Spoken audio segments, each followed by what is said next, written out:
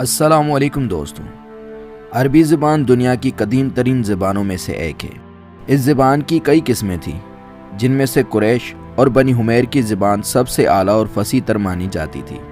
خاص کر قریش کی زبان خالص عربی تسلیم کی جاتی تھی، اور قرآن کا نزول بھی اسی زبان میں ہوا ہے۔ اہل عرب لکھنا نہیں جانتے تھے، اگرچہ بنی حمیر کو لکھنا آتا تھا۔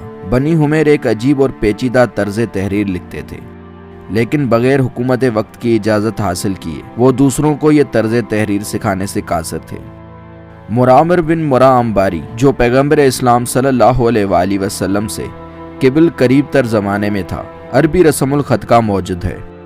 سید امیر علی اپنی تاریخ اسلام میں لکھتے ہیں کہ عربی تحریر کا فن اسلام سے پہلے ہی قریش میں رائج ہو چکا تھا۔ اولا اسے مرامر بن مرا نے ایجاد کیا تھا، جو ہرا کے قریب شہر انبار کا باشندہ تھا۔ انبار سے یہ فن تحریر ہرا میں آیا، اور حرب بن امیہ وہ ہرا گیا تو وہاں اس نے اسلم بن صدرہ نامی ایک شخص سے اس فن کو سیکھا۔ پھر واپس آ کر اس نے اہل مکہ کو سکھایا، اور یہ فن قریش میں پھیل گیا۔ حمیریوں کا طرز تحریر اس سے مختلف تھا، جسے بقول ابن خلقان المسند کہتے تھے۔ اس کے سب حروف ایک دوسرے سے جدا ہوتے تھے۔ وہ عوام الناس کو اس فن کے سیکھنے سے روکتے تھے، اور بغیر ان کی اجازت کے کوئی بھی شخص اس کا استعمال نہیں کر سکتا تھا۔ جب اسلام رائج ہوا تو یمن میں ایک شخص بھی ایسا نہ تھا جو پڑھ یا لکھ نہ سکتا ہو۔ دوستوں، زوال بنی امیہ کے وقت متروک کوفی طرز تحریر نے کئی صورتیں اختیار کر لی، جن میں سب سے عام صورت کا نام نسق تھا۔ 4ویں صدی کے آخر اور 5ویں صدی کے شروع میں نسق کے دو بڑے خوش نویسوں ابو الحسن بن بواب اور ابو طالب المبارک نے اسے اور بھی ترقی دی۔ دوستوں، اس کے علاوہ صلاح الدین ایوبی کے دور حکومت میں ایک بڑے گول خط کا ذکر بھی ملتا ہے۔ یہی نسق کی ترقی یافتہ صورت تھی، اور اسے سلس بھی کہتے ہیں، جو ایرانی خط نستعیق سے تعلق رکھتا ہے۔ دوستوں، مرامر کے حروف خط کوفی حروف خط سے بہت ہی مشابہت رکھتے تھے، اور حمیری حروف خط سے بالکل مختلف تھے۔ اولا قرآن بھی اسی خط میں لکھا گیا تھا۔ یہ بہت ہی خوبصورت حروف تھے۔ دوستوں، حروف خط کوفی کو ابن مقلا، جو مقتدر عباسی کا وزیر تھا، اس نے رسول اکرم صلی اللہ علیہ وآلہ وسلم کی وفات کے 300 برس بعد اس خط کو ایجاد کیا۔ اسی خط کو 4ویں صدی ہجری میں علی بن بواب نے اور سنوارا، مگر جس نے موجودہ صورت میں اسے پایا تکمیل تک پہنچایا وہ خلیفہ معتصم کا کاتب دیوان یعقوب معتصمی تھا۔ اسی وجہ سے وہ خطاط کے نام سے مشہور ہے۔ دوستوں، عربی زبان کو بنا نقطوں کے پڑھنا اس دور میں بہت ہی دشوار تھا۔ اس پر حجاج بن یوسف کے حکم سے اس کے کاتب نصر بن عاصم یا یحییٰ بن معمر نے نقطے ایجاد کیے، مگر زیر زبر پیش کی غلطیاں باقی رہیں، اس لیے بعد میں اعراب یا حرکات کو وضع کیا گیا۔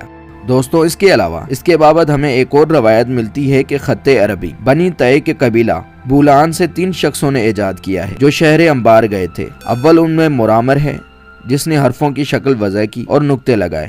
دوسرا اسلم، جس نے وصل و فصل قرار دیا۔ تیسرا عامر، جس نے زیر زبر پیش ایجاد کیے۔ دوستوں، زمانہ قدیم میں طریقہ کار تحریر پر اگر بات کریں تو پیتل کی سلائی سے لکڑی یا موم کی تختیوں پر لفظوں کو کندہ کیا جاتا تھا۔ سب سے پہلے مصری نے پیپرس نامی درخت کے پتوں کو تختیوں کے مقابل استعمال کرنا شروع کیا، اور اسی پیپرس لفظ سے انگلش میں پیپر کاغذ کی معناؤں میں استعمال ہوا۔ ایک انگریزی مورخ گیسٹیو لیبون اپنی کتاب میں لکھتے ہیں کہ اہل یورپ ایک مدت تک صرف چمڑے پر ہی لکھتے رہے، اور یہ اس قدر گرا تھا کہ کتابوں کی اشاعت بخوبی نہ ہو سکتی تھی۔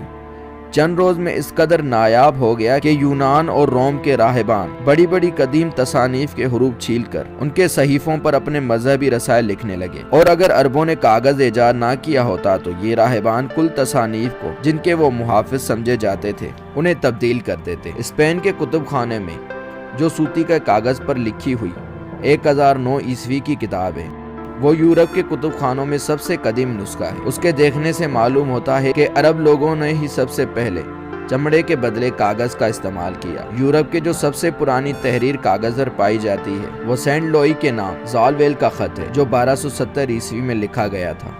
دوستوں، مختصر یہ کہ عربوں نے فصاحت و بلاغت میں عربی زبان کو درجہ کمال پر پہنچا دیا تھا۔ اس کو وہ بہت بڑی فضیلت سمجھتے تھے، اور اس پر انہیں بہت بڑا فخر اور ناز تھا۔ شاعری میں بھی انہیں عبور حاصل تھا، اور اعلیٰ درجے کی ہوتی تھی۔ وہ شاہی خزانوں میں رکھی جاتی تھی۔ ان میں سے وہ 7 نظمیں جو سیبہ ملکات کے نام سے مشہور ہیں، خانہ کعبہ میں لٹکائی گئی تھی۔ یہ چونکہ مصری ریشمی کپڑے پر سونے کے حروفوں سے لکھی ہوئی تھی، اس سبب سے مذہبات بھی کہلاتی تھی، مگر کلام اللہ نے ان کا سارا غرور توڑ کے رکھ دیا اور وہ ایک آیت بنانے سے بھی قاصر رہے اور بڑے بڑے فصیحان عرب بول اٹھے کہ یہ بشر کا کلام نہیں۔ اس وجہ سے کلام اللہ حضور کریم صلی اللہ علیہ وآلہ وسلم کا سب سے بڑا معجزہ قرار پایا، جو رہتی دنیا تک قائم رہے گا۔